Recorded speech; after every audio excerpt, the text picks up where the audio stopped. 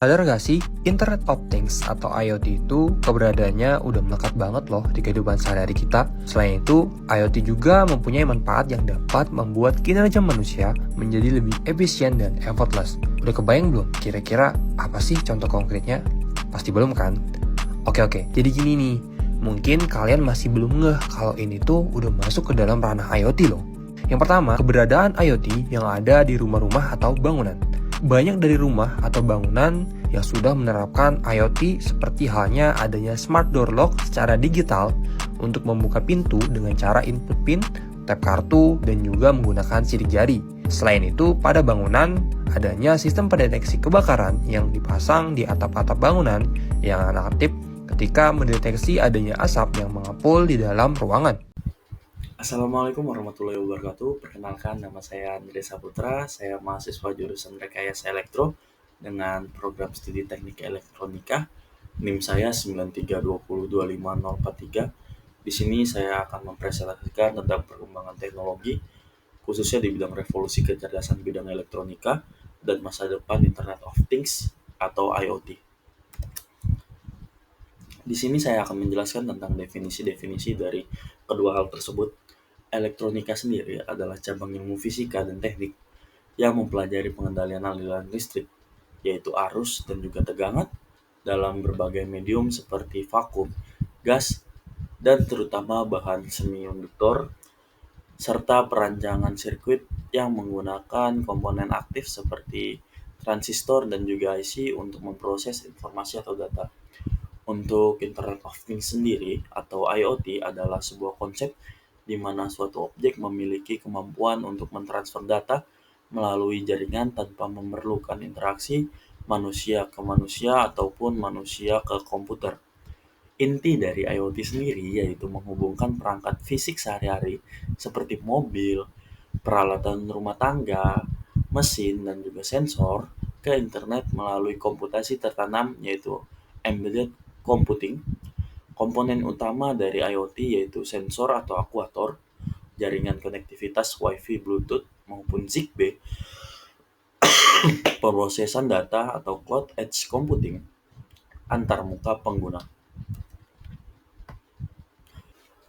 Sejarah dan evolusi perkembangan IoT dimulai dari tahun 1980-an, di mana muncul konsep machine to machine atau M2M, perangkat saling berkomunikasi lewat jaringan sederhana. 190-an, istilah Internet of Things pertama kali diperkenalkan oleh Kevin Aston tepatnya tahun 1999. 2000-an itu perkembangan jaringan Wi-Fi, RFID mendorong implementasi awal IoT dan ketersediaan IPv6. 2010-an hingga sekarang penggunaan IoT semakin luas di bidang industri, rumah tangga, transportasi maupun kesehatan. Era 5G atau 2020-an sampai sekarang mempercepat konektivitas IoT dengan latensi rendah juga kapasitas yang lebih tinggi. Untuk hal yang sudah diterapkan menggunakan IoT ini ada Smart City, Industrial IoT, dan juga Smart Home atau rumah cerdas. Smart City atau kota cerdas ini adalah sensor yang dipasang pada tempat sampah yang berguna untuk optimasi rute pengumpulan, pengendalian lampu jalan otomatis berdasarkan kondisi cahaya dan lalu lintas, sistem parkir cerdas yang memberitahu pengemudi lokasi parkir yang kosong. Untuk industrial IoT atau industri 4.0, sensor prediksi kegagalan atau predictive maintenance pada mesin pabrik, robot otonom yang berkomunikasi satu sama lain di lini produksi, pemanfaatan kualitas real-time di seluruh rantai pasokan. Smart home sendiri adalah termostat yang belajar pada penggunaan untuk efisiensi energi, kunci pintu yang dikendalikan dari jarak jauh, dan sistem keamanan terintegrasi, peralatan dapur yang dapat dikontrol melalui perintah suara. Dampak dari kemajuan teknologi Internet of Things atau IoT ini ada dua, ada dampak positif dan negatif. Di sini saya akan menjelaskan dampak positif terlebih dahulu, yaitu efisiensi produktivitas, meningkatkan efisiensi energi, mengurangi pemborosan, meningkatkan produktivitas kerja melalui otomatisasi proses industri, kualitas hidup lebih baik, smart Healthcare, perangkat yang dapat dipakai wearable, memantau kesehatan vital secara real time, mengirimkan peringatan darurat. Smart home, yaitu kenyamanan dan keamanan yang lebih tinggi. Pengembalian keputusan berbasis data, yaitu mengumpulkan data masif atau big data yang dianalisis untuk pengambilan keputusan yang lebih akurat dan proaktif, atau misalnya prediksi cuaca, pemeliharaan preventif, dan juga yang terakhir yaitu keberlanjutan lingkungan, pemantauan polusi, kualitas air, dan kondisi pertanian secara presisi atau smart farming. Dan saya akan menjelaskan dampak negatifnya, yaitu isu privasi data, pengumpulan data yang terus-menerus dan masif, suara, lokasi, kebiasaan oleh perangkat IoT dapat disalahgunakan atau dibocorkan. Kerentanan keamanan cyber, banyak perangkat IoT terutama yang murah memiliki keamanan yang lemah.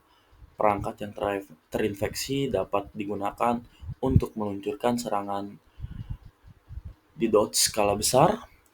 Ketergantungan teknologi, yaitu kegagalan sistem jaringan atau server, dapat melumpuhkan fungsi-fungsi penting, misalnya sistem kontrol rumah, dan juga maaf saya ulangi, sistem kontrol rumah sakit dan juga lalu lintas yang menyebabkan kemacetan.